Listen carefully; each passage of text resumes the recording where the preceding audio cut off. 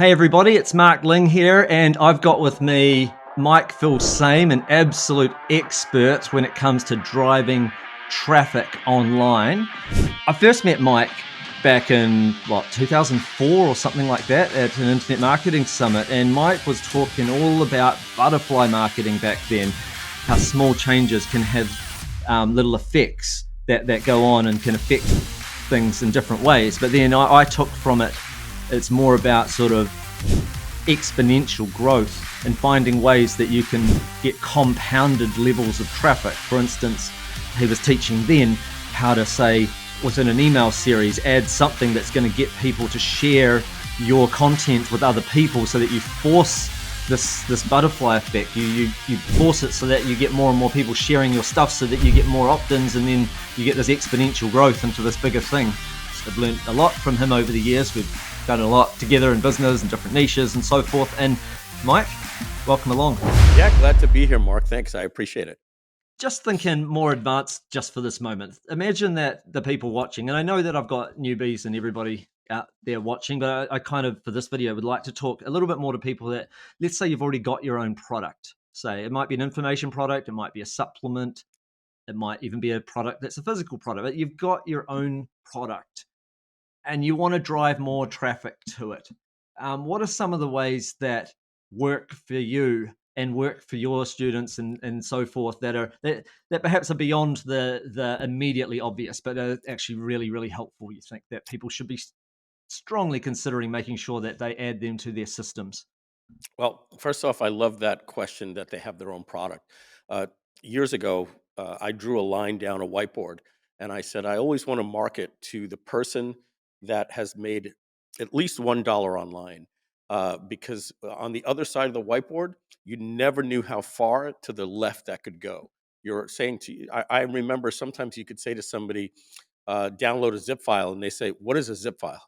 And I knew that if somebody made $1 online, that meant they at least put up a web page, they put up a checkout, they got a merchant account, they have customer support. Like, it takes so much to learn just to make that $1. But now making $1 is a lot different than making 10,000 a month, right? So going from $1 to 1,000 a month to 10,000 a month, I think the first thing I want to tell people is there's nobody in the world has a traffic problem. We all have a conversion problem. And the worst thing that I would ever want anybody to do is go out and seek any traffic without having their on the page process, funnel, everything that they can control through the conversion. Because once you dial that entire process down from what's the right type of funnel to use for your particular product? Are you doing e-commerce? Are you considering a pre-landing page for before and after? When you say, I'm going to get to draft traffic in 90 days or 6 months or whatever the case is, and focus first on understanding the fundamentals of conversion and copywriting and offers and upsells, and you'd get that funnel dialed in, traffic can't fail. And I think Mm. what a lot of people do is they'll just jump right out and put something up and then go over to Facebook and say, yeah, I tried Facebook. It didn't work for me. And so I'll usually joke with that person and say, what, you gave them $100 and they didn't send you any traffic? And they'll say, oh, well, no, they sent me $100 worth of traffic, but it didn't make any Mm. sales. Right. So there was no traffic problem. Facebook can find you that customer. Obviously, there's targeting involved, but usually what happens is the failure isn't on Facebook's part or Google's part. It's what we do on the page. So I think the first thing they got to do is make sure that they have a real understanding of conversion and offers and It, copy. and it's amazing the difference between what conversions can be. I remember with a dog training site I had years ago where we had a graphic designer design the original front page of it, and it looked beautiful. But we had one in every 669 people or something like that were buying. So Oh, almost no one was buying, whether it was paid traffic or not, free traffic, paid traffic. It was really that's hard to make almost no one. sales. Yeah, that's Yeah, almost almost no no one. one. So then Yeah. what happened? I put an exit pop on the page. It just said, is there any reason why you're not joining this program? Or what is it that's caused you to come here but didn't find here? And then people would say, oh, my dog's aggressive around the food bowl. And Another person would say, "Oh, my dog jumps up whenever someone comes over." And then I eventually found out people had dogs that digged, barked, chewed, bolted out the front door, pulled on the lead, separation anxiety, you name it, aggression towards children or other dogs in the house, or they've got two dogs and then this happens with that dog. And it's problems. People want to solve problems. We had those sort of things in our book and stuff, but there wasn't enough emphasis on it, and they didn't know that from the sales page. So by the time we just added more to the product itself, more training, more stuff like that, and then added it to the sales page, conversion rates doubled. Then they doubled again. And then eventually we got it down to 1 in 50 were buying. So now we've got more than 10x the conversion rate. And then if we bought traffic from someone that had searched for that thing, like stop dog aggression, and then they saw it and bought it, that was down to 1 in 20, and sometimes as low as 1 in 10, even 1 in 9, depending on how urgent the problem was. So I'm sorry I've taken over there a little bit. I'm meant Oh to be no, asking you the question. I'm just trying to agree, I That's guess, great. with what you're saying. I didn't so much have a traffic problem because I could buy the traffic. It just wouldn't have been very profitable. And then later we were able to spend thousands a day and make double our money back because we fixed the conversion rates. Yeah, I think people get scared, and what traffic is all things. It's also if you're not spending money to buy it, you're spending time to get it, right? So free traffic is a lot of time as well. I call that being in the Johnny Appleseed business, which is fine and dandy, but you don't normally get instant results. You're building a social media brand. You're building a YouTube channel. You're doing SEO. These things take time. It's like Johnny Appleseed. He's walking around sprinkling seeds behind him. On his trip back, there's a forest of apple trees all over the country, and so I think that people just have to understand either it's like being in the grass business. Are you going to buy sod and have grass in 30 seconds, or are you going to plant seeds and wait for your grass to grow 90 days? But either way, they have to know that one is time, one is money. But in our business, it's got to be the conversion. And I've just seen too many people go out and say something's wrong because it's not working for me, and it's usually just the funnel process or the sales process that they're doing.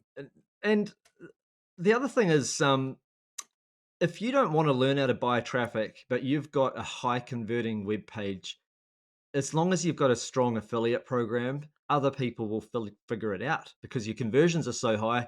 That affiliate will just go, right, I'll just you might make that affiliate into a millionaire themselves because they are getting all these massive commissions. Someone figures it out. But if the thing doesn't convert, that's I guess you're right. It is more of a problem. I think, Mark, that's something that you and I got lucky with. You started first being an affiliate marketer for someone else, and then creating your own product and getting affiliates.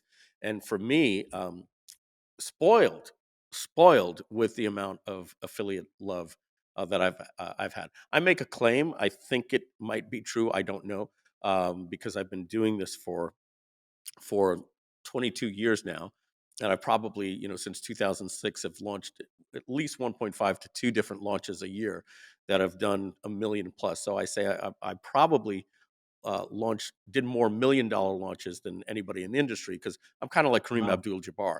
I'm setting the records because I've Mm. been playing for so long, and I've done that. But if not, I'm in the top 5 or something.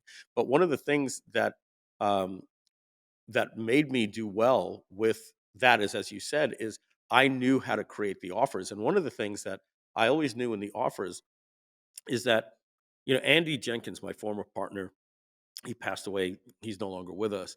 Um, he once did a presentation on a board that was great, and I loved what he was showing. Was that he would show the person on one side of the river, and he had a river right in the middle, and Mhm. on the other side he wrote the words "Promised Land," and he said, "This is what the customer wants. Your your product or service that you're giving them is the boat." And he said the boat is what helps them cross the river. He said the big mistake that we're all doing is we're trying to sell them the boat rather than sell them the promised land. And I remember when he said that, I was like, wow, that's really, really, really genius. What he's saying is Mm. that the boat, they'll get there. That's when you say, here's how we're going to deliver that, and then you tell them this is the modules that get it. And so, you know, I don't like to say we're selling a course, we're selling a mastermind. So At the sell Paris, don't sell the flight there. Yeah, exactly. So like one of the things that we have like in front of the traffic syndicate, like when you get to that page, right? Like we'll never say something like you know, the best traffic mastermind or anything. What we just put these three words up there. It's unlimited, unstoppable traffic, right? Because that's really the promised land that we want people to come and go, wow, what would that be like if I had unlimited? And I love that word, unstoppable. Stop the sales. I don't even want the sales. I can't even shut Mm. it off if I wanted to. Unlimited, unstoppable traffic. So I've always resonated with that when I create my offers. What is the promised land that we're selling somebody? Are we selling them the six-pack abs, or are we selling them the ability to finally take their shirt off at the beach and not be embarrassed? And that's really what we're selling.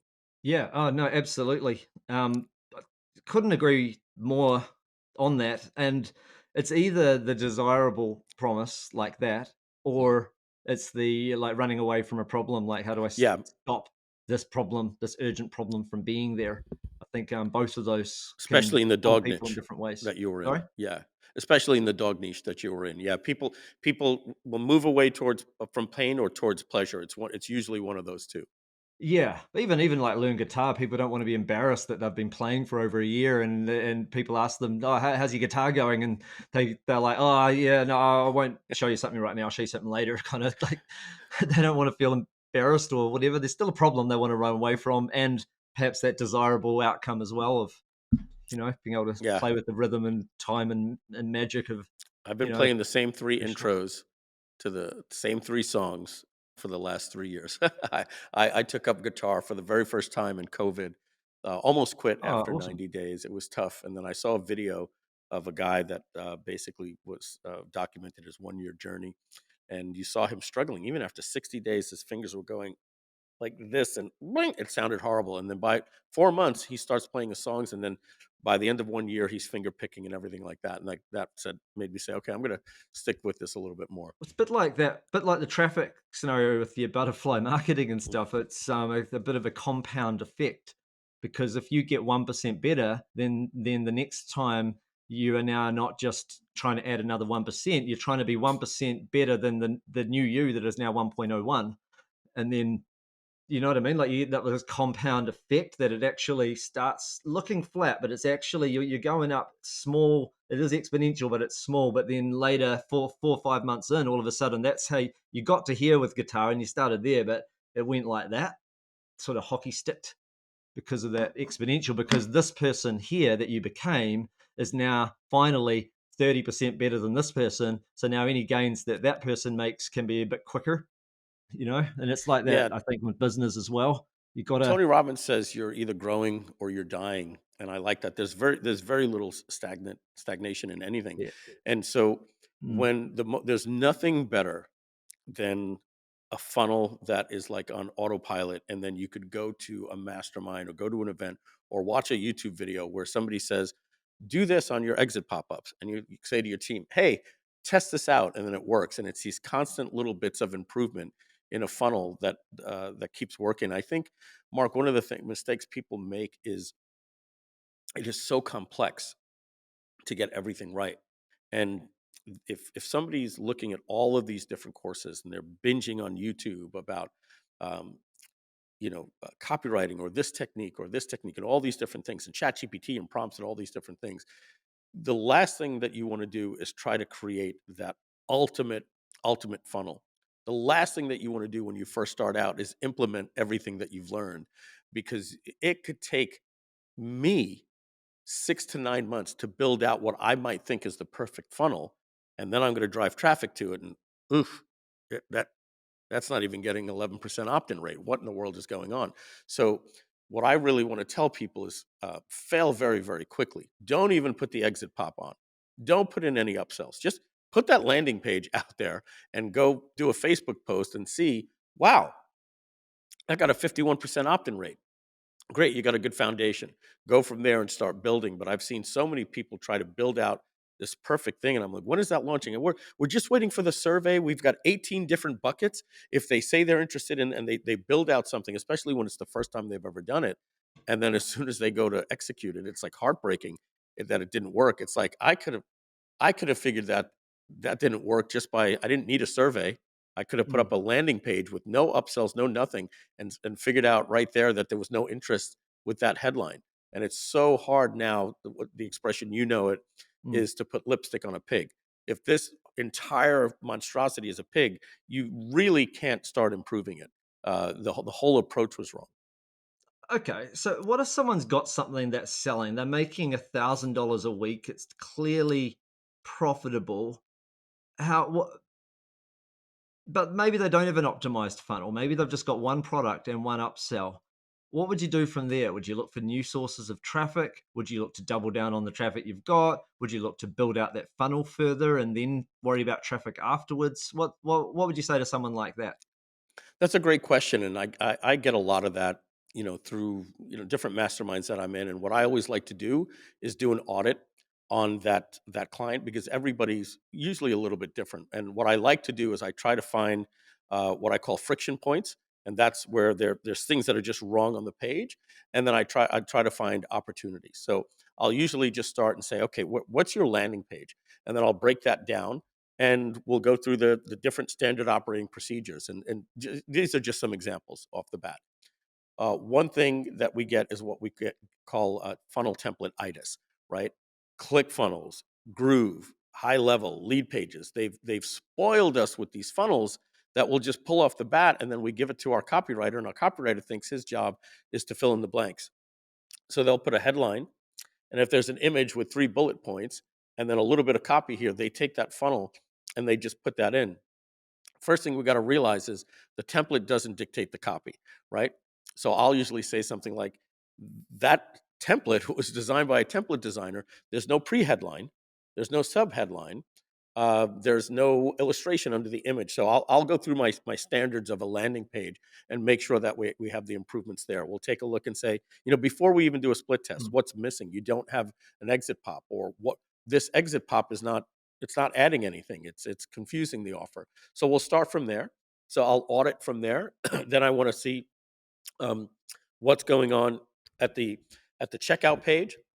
Do you have everything in place? Are you reselling them? Do you have a risk reversal instead of just a guarantee all the way through there? Then we'll look at the upsells and every single process that we have. And so to give another example, when I used to do a lot of webinar consulting for people. And Andy and I did something called the 5 laws of a successful webinar.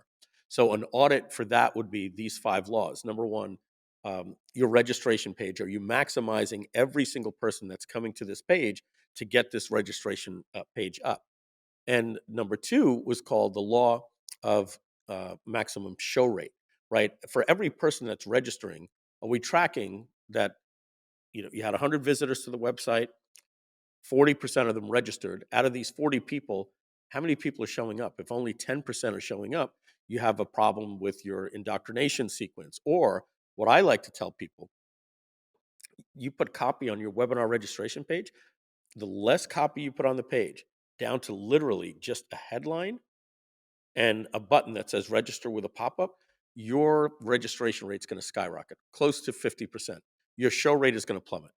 People are not invested. They don't know what they signed up for. The Mm. only thing to do on the page was a call to action so they get in. So, what you want to do is make sure that you can, if you're going to get the name, you got to get them to show up. Okay. Now that they show up, we have a process for getting them to stick to the offer. We call that the stick rate. If you start a webinar, and Mark, you and I have been many on these webinars, listening to other people. 21 minutes in, and it's like, so where did I first meet you? And oh, do you remember when we took that trip to Mount Everest? And people are like, hey, I'm here to learn the 12 laws. What's going on, guys? Right? Mhm. So there's problems in that process, and then you have the close. That's law number. So law number 3 was the stick rate. Law number 4 is the law of maximum conversions. Do you have a proper pitch with a bonus stack? Do you know the proper way to do that? And then law number 5 is, okay, you've just done the webinar. What are we doing now to maximize the replay? And so when you realize that there are standard operating procedures for these things, we don't have to reinvent the wheel. We can go in and say, okay, how do I improve the show rate on my webinar? Go to ChatGPT and ask that. How do I maximize a replay? So I like to look at everybody's business and start identifying where things are leaking out and those are Mm. lost opportunities? And where do you have friction points that's stopping the person from moving forward to the next step in the process? Yeah, no, that makes sense. So people listening to this could even do that for themselves. I think an easy way to learn how to do that is actually to audit someone else's website first, because sometimes you Good can point. actually look at your own and not spot anything. But then once you start to notice all the things that a whole lot of sites are doing wrong, and you've made this little checklist, now you take that checklist, put it in a spreadsheet, and now look, are you doing all of those things that you thought they should have been doing? And then you could say yes or no, and now that's gonna help a lot. I'm not saying that's the ultimate way to build a checklist. I'm just saying knowing the first thing to do is follow your own advice, Mhm. because some people, they say, I know all of this stuff. Well, get it out there. Make sure you're at least following your own advice first, then start following the advice of people that know more than you, for sure. But sometimes you already know, you're just not doing it. You haven't implemented what you already knew. Yeah, I think you can. Obviously, you want to make sure you're getting advice from the right people, right? So, quote unquote, pick your True. Facebook groups wisely, right? But if you're in a landing page conversion, a funnel hacking group or something like that, where there's some people sharing some good things, they have some good knowledge about it, you can take a screenshot of your page or put a URL and say to people, "Hey, can you do me a favor? Give me a critique on what you think that I could do better." And of course, take everything with a grain of salt. You're going to see some people that say, "I hate the dark background; it's too dark." And if you make it light, somebody's going to say, "I hate the light background." But you could usually filter enough of that out, and it's kind of like what I call the "Who Wants to Be a Millionaire." Generally, when you poll the audience, they're right. Yeah, that makes total sense. Um, do you have any traffic tactics for somebody that's already got high conversions? They're just wanting more traffic. Like, do you have any particular networks you prefer or anything like that? Or is it more the fact that you kind of keep jumping from sources depending on where you feel um, that the eyeballs are at that moment? Yeah, that's a great question. And I'm glad you asked that because here's what I want people to realize. Even though, we have something called the traffic syndicate, um, nothing applies more in traffic than the expression jack of all trades, master of none. You don't want to be that person. You don't want to be the person that says, I'm going to learn how to do TikTok because I'm on it all day. Guess what? TikTok is going to crush it for you. But it's not going to crush it for you if you're trying to do TikTok, Instagram, LinkedIn, Facebook, pay per click. You're not ready for it. I'm not ready for it. I'm being honest with you. Hmm. To be a jack of all trades, Mark, I'm telling you, I don't know many people that are Hmm. crushing it in more than three niches that that aren't using. Oh, you're doing well in TikTok because you have a TikTok agency, or you have but like for somebody to build out a team Hmm. that's doing that, they're far and few between. Usually, Absolutely, you'll yeah. find people that say, dude, we know YouTube. That's what I know people do LinkedIn, and it's something that I always say we're going to get to. And this, I know I'm an idiot. We don't do SEO, but so what I would tell you, it's okay to dominate one thing, and as that's going, don't let go.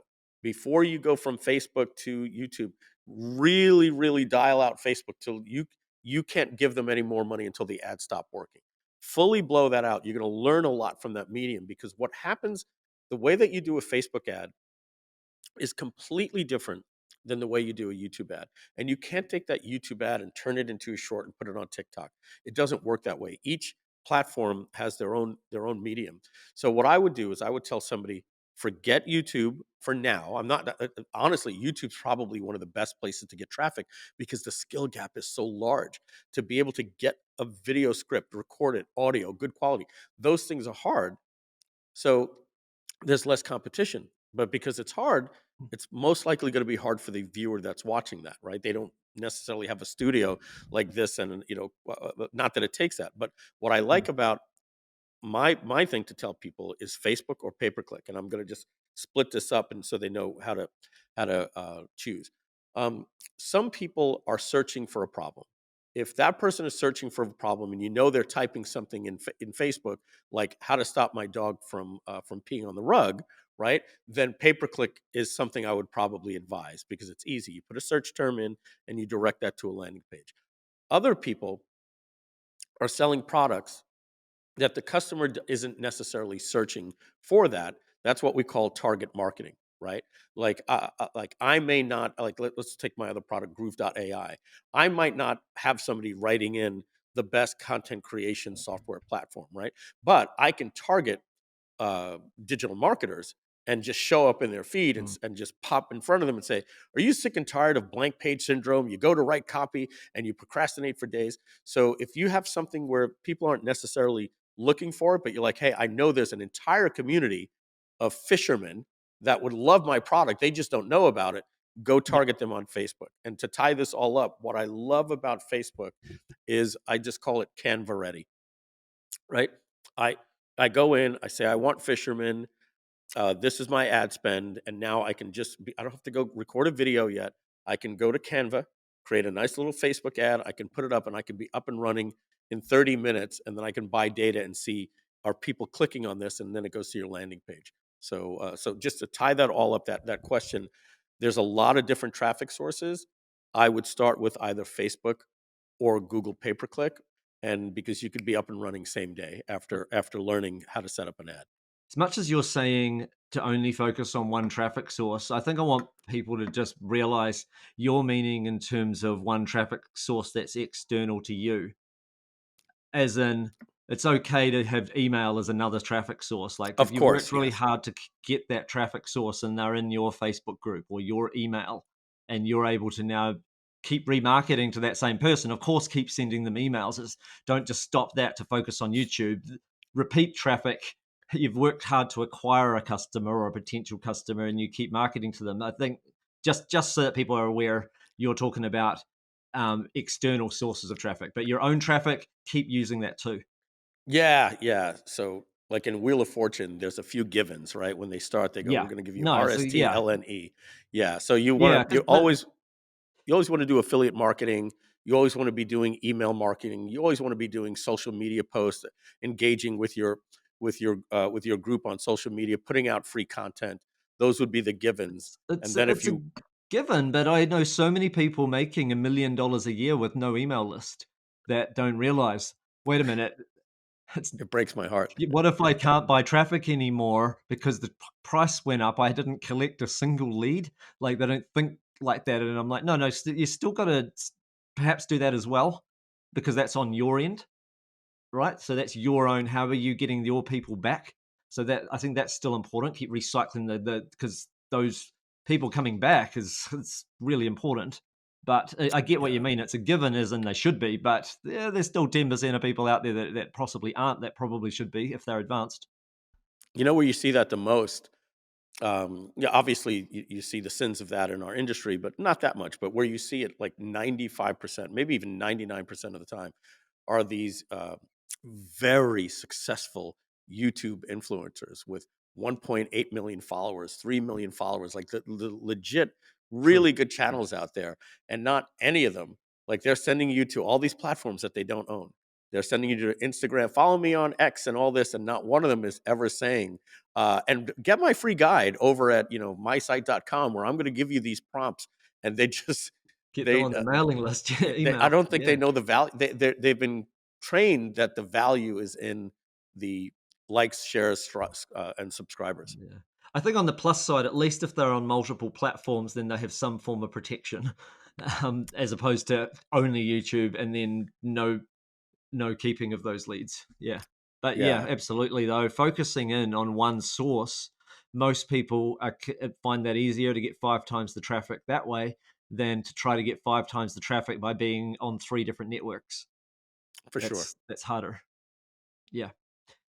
Okay, so just before we wrap things up, is there anything I should have asked you about traffic that I didn't that you think actually no, it'd be pretty good just to say this as last tips, I guess, for people watching right now that have their own product, they want more traffic. Yeah, the first thing, the answer to that would be this fear that I see that people have this stigma about buying traffic. It's like nothing, Mark, I've ever seen about anything. People are willing to make videos. They'll go out on their walk and make a video. They'll do their TikToks at any age. I see people jumping into both feet with everything. They find social media or SEO so welcoming, like that. Hey, I can. There's no harm. I can. It's almost like how you and I, as we grow a list, we can do email marketing, and we're not putting a postage stamp on it, right? Like back in the day, Gary Halbert, Dan Kennedy, True. they when they mailed, so we're like, well, you're very good at it. You test everything, but even in our industry, people they don't they don't put enough into the quality of their emails. But when it comes to going out and buying traffic, I think what happens is everybody's done it once. They've gone out, they've spent that budget for $500, and then something got in their head. It's almost like going to the blackjack table and not knowing the rules of the game, and you put $25 down, 20 times in a row, and you lose your money, and you walk away with 500, and you're kind of like, oh, I don't think I'm ever going to play blackjack again.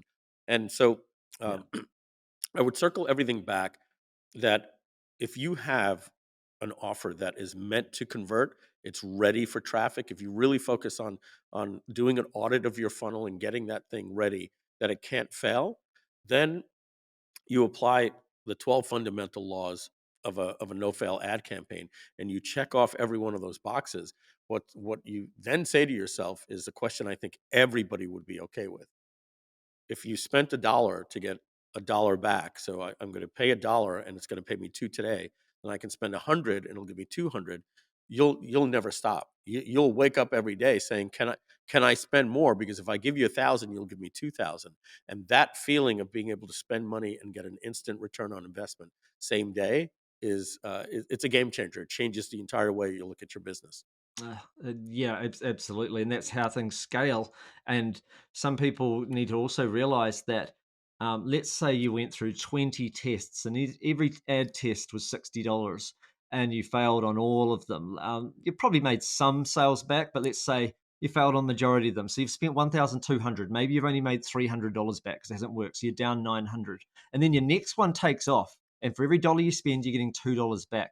Within weeks, you could be spending 1,000 a day, making 2,000 back potentially, and you have more than paid that $900 that you were down early many times over, and you're paying that back off every single day of the week. So that when you succeed with paid traffic, it more than pays for all the tests that it took to get there. That's what I'm saying. People don't see it that way. They think they need to succeed 50% of the time. No, one in 20 is fine. One Yeah. in 30 is fine. You start to not worry about that, because that one that does succeed, once you dialed it in, then that's it. You can now scale that one. One of the 12 fundamental laws of a successful ad campaign, I think it's number 9 or 10, is because that's when you launch the ad, it's plan to fail. Like go in putting a budget and saying, rather than saying let's cross our fingers, go in and say, how much money are we willing to spend to get the data to find out what didn't work and what did work. And so you could say, hey, I'm going to spend $1,000 over the next 30 days or $500, and then you'll go and let those ads run, and when you come back you'll see, oh my goodness, this headline that we all thought was good, that one didn't work. Jim, you were right. That I thought that would work. You go around the room, and then it's this one that is working. You cancel all the other ads. Now you say, give me 5 more ideas like this, and then you Mm. strike gold. And so you have to go in first knowing that you're going to be buying data, plan to fail on the first time, and then regroup from there. No, it makes complete sense, and you can see, instead of thinking of it as a failure, that's actually your education. Mhm. Plan to think that spending a little bit of money is actually just the price of your education and learning. It's a practical exam or practical test. It's just part of the learning, because you can't learn without doing something. It's like the kid's not going to ride a bike by getting it perfect, watching a whole ton of training videos, and then next thing you know, they're riding. They're going to have to fall off a few times. That's But it. okay, so before we wrap things up, we've got a workshop coming up with you where you're going to be teaching a lot of traffic tips and so forth. You're covering these 12 fundamentals of a no fail traffic campaign. Mhm. What are some other reasons why they should want to join this workshop? I think uh, I think we're going to simplify everything, like what we were talking about. One of the themes of this conversation we had today were standard operating procedures. It's good to know that you have a blueprint or a framework. You start with market research. And what does that mean? Well, then having some tips on what your competitors are doing. Usually, if there's an 800-pound gorilla in the marketplace, you want to model them, find out what ads they're running. Then from there, you got to learn how to and target a where. customer, right? And so we're going to walk people through these steps obviously there'll be something in the traffic syndicate. We'll be inviting people, but I've always believed what Andy Jenkins and I said in Video Genesis: teach, transform, transact. If you can teach people in your education and don't show up and just do a pitch and give people a breakthrough, they can have a transformation on this free web class that we're going to be doing. And then from there, if they want to go on the journey with us, they're welcome to. But I'm confident that even if they don't, they'll leave that webinar a lot smarter than had they not attended. Awesome. And I love those kind of webinars. They're the best, where whether you bought or you didn't, you've actually grown your business a little bit more because Mhm. there's genuine value there. And if there's genuine value on a webinar, you know that actually that's probably something you should take a close look at as far as whatever they're offering, because people usually you're just scratching the surface on a workshop, let alone what might be to come. So anyway, I'm looking forward to the workshop, learning from you guys. I'm always learning, always the student. You never actually ever know everything. Even when you think you do, that's when life hits you in the face.